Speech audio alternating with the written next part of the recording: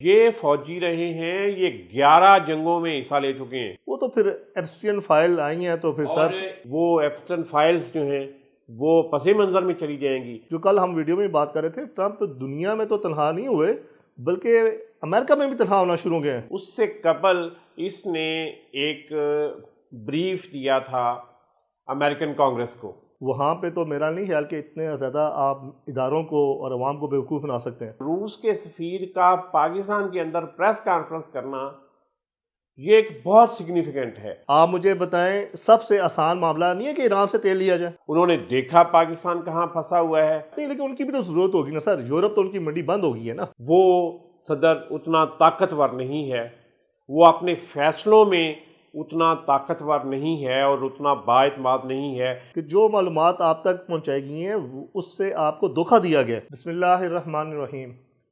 السلام علیکم ناظرین، میں ہوں عابد محمود مغل اور آپ دیکھ رہے ہیں رپورٹ ڈیٹیل، اور میرے ساتھ ہیں حنیف صابر۔ السلام علیکم سر۔ جی وعلیکم السلام۔ سر آج دو ایشوز ہیں، اور ایک تو ٹرمپ انتظامیہ کو بڑا دھچکا لگا۔ نیشنل کاؤنٹر ٹیررزم کے جو ڈائریکٹر ہیں جو کینٹ، انہوں نے ایران جنگ کے خلاف استعفیٰ دے دیا۔ اور دوسرا رشیا کے جو سفیر ہیں پاکستان میں، انہوں نے پاکستان کو سستا تیل خریدنے کی آفر دی ہے۔ اب یہ دو ایشوز پہ بات کریں گے، تو پہلے تو یہ بتائیں یہ استعفیٰ کیوں آیا؟ یہ تو بڑے ان کے وفادار ہیں اور جنگوں کے بھی بڑے ماہر ہیں، لیکن انہوں نے دو چیزوں پہ بڑا فوکس کیا ہے۔ ایک تو ایران کے خلاف وہ کہتے ہیں جنگ کرنے کی کوئی بنیادی وجہ نہیں تھی، نہ وہی وہ فوری اسے خطرہ سمجھتے ہیں۔ دوسرا وہ انہوں نے اسرائیل اور امریکن لابی کا انہوں نے بڑا ذکر کیا ہے، تو یہ اس کی ذرا تفصیل بتائیں۔ جی عابد صاحب، انہوں نے 4 نکات پہ اس پہ اپنے استعفے میں بحث کی ہے، اور یہ انتہائی اعلیٰ عہدیدار ہیں۔ جو ان کا نیشنل کاؤنٹر ٹیررزم سینٹر ہے، یہ اس کے ڈائریکٹر ہیں۔ وہاں پہ ڈائریکٹر سربراہ ہوتا ہے ہماری طرح ڈائریکٹر جنرل اور مینیجنگ ڈائریکٹر، اور اوپر نہیں، جس کے ساتھ ڈائریکٹر لگتا ہے وہ اس کا مکمل سربراہ ہوتا ہے۔ اور یہ تو فوجی بھی رہے ہیں سر۔ یہ فوجی رہے ہیں، یہ 11 جنگوں میں حصہ لے چکے ہیں۔ تو یہ اس بندے کا استعفیٰ نا، یہ بڑی بات ہے ویسے۔ یہ جنگوں کے ماہر ہیں، انٹیلیجنس کے ماہر ہیں، اور اس وقت ایک انٹیلیجنس کے ادارے کو ہیڈ کر رہے ہیں، جو انسداد دہشت گردی کا ان کا ادارہ ہے، اس کو وہ ہیڈ کر رہے ہیں۔ اور یہ بڑا کریڈیبل ہے، بہت کریڈیبل ہیں۔ اور دلچسپ بات یہ ہے کہ ان کا ادارہ جو ہے نیشنل کاؤنٹر ٹیررزم سینٹر، اس نے ایران جنگ سے قبل، اس جنگ سے جو ابھی جاری ہے اس سے قبل اس نے ایک بریف دیا تھا امریکن کانگریس کو۔ اس میں بھی انہوں نے یہ کہا تھا کہ ایران امریکہ کے لیے کوئی فوری خطرہ نہیں ہے، لیکن امریکی صدر ڈونلڈ ٹرمپ پھر بھی جنگ میں گئے۔ وہ تو پھر ایپسٹین فائل آئی ہیں تو پھر اور ان کے اس سطح پہ اختلافات تھے نہیں، یہ تو بڑے وفادار ان کی ہر پالیسی کے ان کا اختلاف سامنے آیا سید علی خامنائی پر براہ راست حملے کے اوپر، اور ان کی جس میں شہادت ہوئی، اس کے بعد ان کے ٹرمپ سے اختلافات شروع ہوئے، کیونکہ یہ پہلے تو اس کے امریکہ کے ایران پر حملے اور جنگ کو ہی یہ سمجھتے تھے کہ غیر ضروری ہے۔ پھر جب سویلین پہ حملہ ہوا اور پھر سپریم لیڈر پہ حملہ ہوا، تو اس پہ ان کے اختلافات سامنے آئے، جو 3 ہفتے میں ان کے استعفے پر آ کے ختم ہوئے۔ اور بڑا سخت الفاظ میں انہوں نے اس سارے استعمال کیے ہیں۔ دوسرا سر، جو کل ہم ویڈیو میں بات کر رہے تھے، ٹرمپ دنیا میں تو تنہا نہیں ہوئے بلکہ امریکہ میں بھی تنہا ہونا شروع ہو گئے ہیں۔ نہیں، وہ دنیا بھر میں بھی تنہا ہوئے ہیں اور امریکہ میں بھی تنہا ہوتے جا رہے ہیں۔ اب دیکھیں، انہوں نے جو کینٹ نے کہا کہ نمبر 1 ایران کوئی فوری خطرہ نہیں تھا، نمبر 2 کہ امریکہ نے ایران پر حملے کا جواز گھڑا ہے۔ وہی جو عراق والا معاملہ ہے، جو انہوں نے کہا کہ گھڑا ہے جواز موجود نہیں تھا، مطلب جھوٹ پہ ہے نا، جھوٹ پہ مبنی ہے سارا۔ تیسرا انہوں نے کہا کہ یہ جنگ اسرائیل کے دباؤ میں آ کر شروع کی گئی ہے، اور دوسرے امریکہ کے اندر جو اسرائیل نواز لابی ہے جی، اس کو انہوں نے کہا بڑی طاقتور لابی ہے وہ. اس کے دباؤ میں آ کر امریکی صدر ڈونلڈ ٹرمپ نے یہ جنگ شروع کی ہے، اور آخر میں انہوں نے یہ کہا اپنے استعفے میں کہ میں ایسی جنگ میں حصہ نہیں لینا چاہتا جو غیر ضروری اور اخلاقی طور پر قابل اعتراض ہو. اچھا، انہوں نے ایک اور سر جو استعفے میں بات کی ہے کہ ٹرمپ کو انہوں نے کہا ہے کہ جو معلومات آپ تک پہنچائی گئی ہیں اس سے آپ کو دھوکہ دیا گیا ہے. ایک اور دوسرا پھر ان کا جیسے یہ اس کی مثال وہی ہے کہ جو آپ نے عراق میں جب جنگ کی تھی تو بڑھا چڑھا کے چیزیں پیش کی گئی اور پھر بعد میں نکلا کچھ بھی نہیں. تو یہ ویسے بڑا ایک سخت الزام نہیں ہے؟ نہیں، آپ دیکھیں نا، پچھلے سال 2025 میں جو ایران اسرائیل جنگ ہوئی اور جس کا اختتام جو ہے اس نے ایران کی جوہری تنصیبات کے اوپر امریکی فضائی حملے کے بعد وہ جنگ بندی عمل میں آئی، اور اس وقت اسی صدر ٹرمپ نے یہ کہا تھا کہ ہم نے اس کی ایٹمی صلاحیت ختم کر دی ہے. اب 8-10 مہینے کے اندر تو وہ صلاحیت دوبارہ بلڈ نہیں کی جا سکتی. اس لیے یا تو اس وقت ٹرمپ نے جھوٹ بولا یا اب جھوٹ بولا اور اس کے جو کینٹ کے استعفے سے تو یہ لگتا ہے کہ اب غلط بیانی کی گئی ہے. اب غلط بیانی کی گئی ہے، اور اس نے بالکل صحیح پن پوائنٹ کیا کہ 2016 میں 20 میں 24 میں ٹرمپ کا تو اپنا سیاسی بیانہ ہی یہ تھا کہ غیر ضروری جنگوں میں ہم نے جانا نہیں ہے.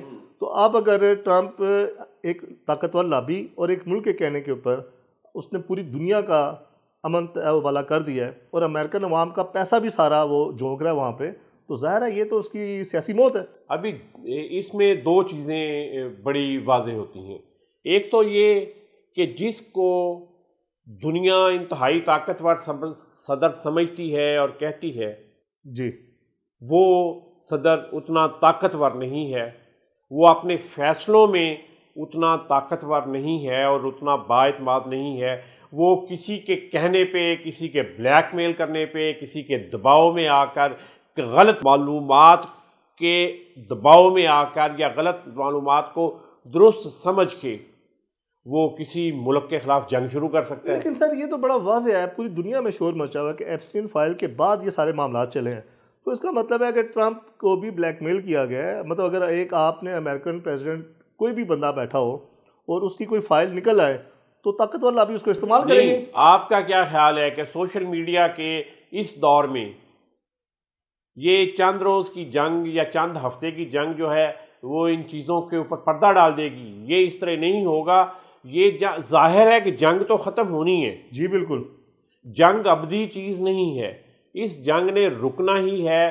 وہ آج رکے، کل رکے، 15 دن بعد رکے، مہینے بعد رکے، 6 مہینے بعد رکے، بہرحال اس جنگ نے ختم ہونا ہے. تو آپ کیا سمجھتے ہیں کہ جس چیز کے اوپر پردہ ڈالنے کے لیے یہ جنگ جو ہے وہ دنیا کے اوپر مسلط کر دی گئی ہے اور دنیا کی کم و بیش 1/3 آبادی کو اس جو خطرے کے اندر جھونک دیا گیا ہے، اور دنیا بھر کی معیشت کا کم و بیش تیسرا حصہ جو ہے اور تجارت کا تیسرا حصہ جو ہے وہ اس جنگ کے اندر جھونک دیا گیا ہے اور اس کو خطرے میں ڈال دیا گیا ہے؟ تو کیا اس سے وہ ایپسٹین فائلز جو ہیں وہ پس منظر میں چلی جائیں گی؟ یہ جب معاملہ رکے گا تو وہ پھر سامنے آئیں گی. یہ تو دوبارہ معاملہ سر اٹھائے گا. امریکہ کا جو سسٹم ہے وہاں پہ تو میرا نہیں خیال کہ اتنے زیادہ آپ اداروں کو اور عوام کو بیوقوف بنا سکتے ہیں. ابھی دیکھیں جو یہ استعفیٰ ہے، استعفیٰ کیا سگنیفائی کرتا ہے کہ آپ کے ایک انٹیلیجنس ادارے کا سربراہ جو ہے جی وہ استعفیٰ دے رہا ہے، اور جس کی ہسٹری رہی ہے، جو پروفیشنل سولجر بھی ہے. اور انٹیلیجنس آفیسر کا، عام انٹیلیجنس آفیسر کا بھی اس طرح جنگ کے معاملات پہ اور خفیہ معلومات کے معاملے پہ اختلاف کرنا بہت معنی رکھتا ہے، اور یہ ایک خفیہ ادارے کا سربراہ ہے. اور اس کا یہ کہہ دینا کہ آپ کے پاس جو معلومات پہنچی وہ غلط تھی، امریکی صدر دباؤ میں تھا، امریکی صدر جو ہے اس کے ساتھ غلط بیانی ہوئی، امریکی صدر نے غلط بیانی کی، اور یہ ساری چیزیں وہ اسٹیبلش کر رہا ہے، تو امریکہ کے اندر یہ چیز معیشت پر بھی اثر انداز ہوگی، سیاست پر بھی اثر انداز ہوگی، حکومت پر بھی اثر انداز ہوگی۔ اچھا، آپ اس کے اوپر ٹرمپ کا بھی ٹویٹ آیا اور وہی وہ بونگیاں سی ہیں کہ بھائی اس کو نہیں اتنا جانتا، اس طرح کی اس نے بات کی ہے، لیکن آخر میں جو کینٹ نے سر آخری جو اس نے الفاظ کہے ہیں بڑے امپورٹنٹ ہیں، اس نے کہا ہے رستہ بدلیں ورنہ زوال اور افراتفری بڑھے گی۔ یہ بہت امپورٹنٹ اس نے پوائنٹ اپنی عوام کے لیے بھی اور پوری دنیا کے لیے بھی ایک میسیج دیا ہے۔ جی، یہی اصل میسج ہے کہ آپ کو اپنا یہ طریقہ کار اور اپنا یہ رستہ بدلنا ہے۔ اگر آپ اسی طرح یہ جاری رکھیں گے اور تباہی اور بربادی اور جنگیں لے کے آئیں گے تو پھر معاملات نہیں چلیں گے، اور اس جنگ کو روکنا اور ریورس کرنا انتہائی ضروری ہے۔ اچھا سر، اب ہم آتے ہیں دوسرے ٹاپک پہ۔ جو روسی سفیر نے کل ایک پریس بریفنگ کی ہے، اس میں تو پاکستان کے لیے بڑی خوشائند بات ہے، لیکن ظاہر ہے اس کے سفارتی بھی، اس کے معاشی بھی اور اس کی انٹرنیشنل سیاست کے اندر بھی اس کے بڑے پہلو ہیں۔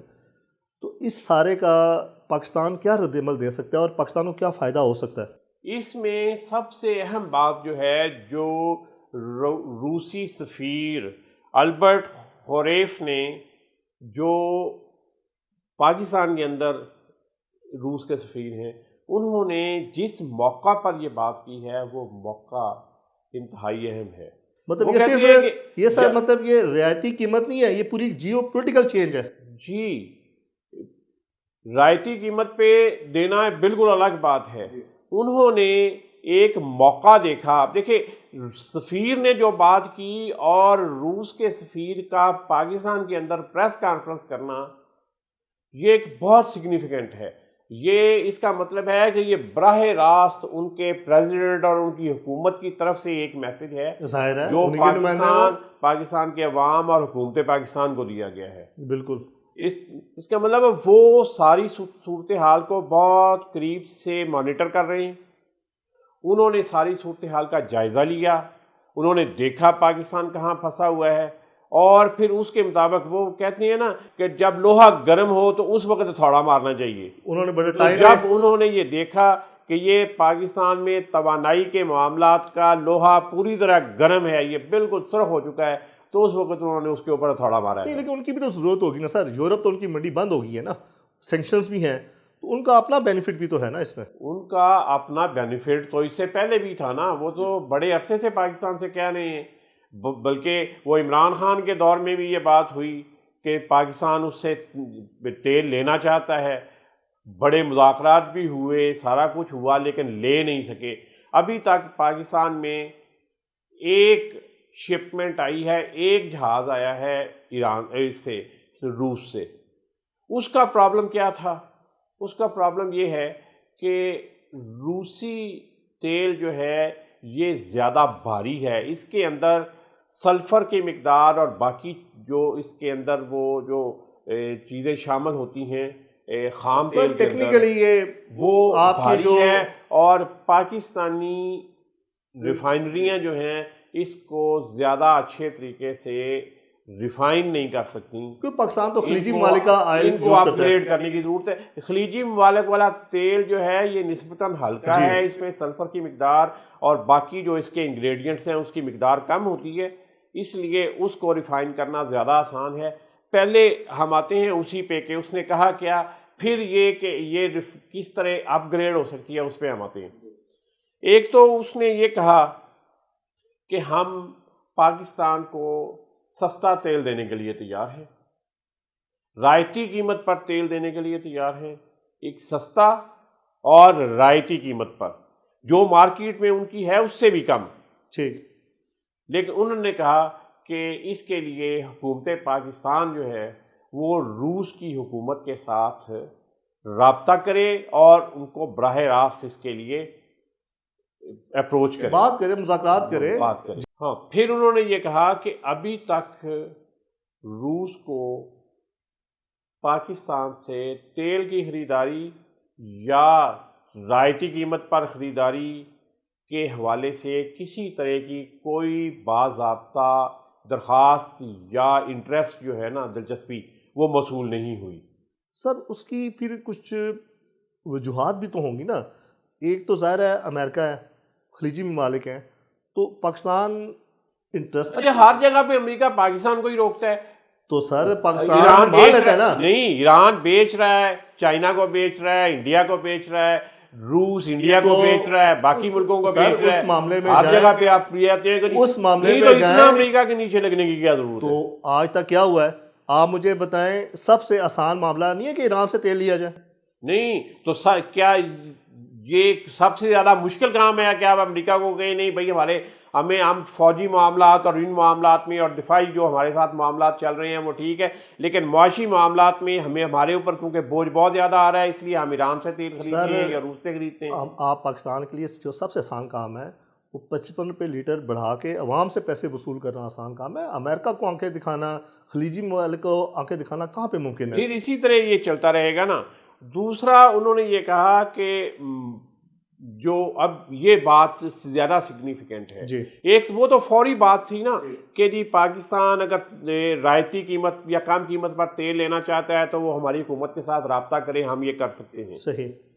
دوسری بات انہوں نے یہ کہی کہ ماضی میں بھی تیل اور گیس کے منصوبوں، توانائی انفراسٹرکچر اور ریفائنری اپ گریڈیشن میں تعاون پر بات چیت ہو چکی ہے اور ہوتی رہی ہے، مگر عملی طور پر کچھ نہیں. یہ بات زیادہ سگنیفیکنٹ ہے. اس کا مطلب ہے کہ گزشتہ کچھ برسوں کے دوران پاکستان نے، کیونکہ پچھلا ایک تجربہ جو 2023 میں ہوا کہ پاکستان نے آئل منگوایا جی لیکن پاکستانی ریفائنریز اس کو ریفائن نہیں کر پاتی، اس میں پرابلمز آتے ہیں.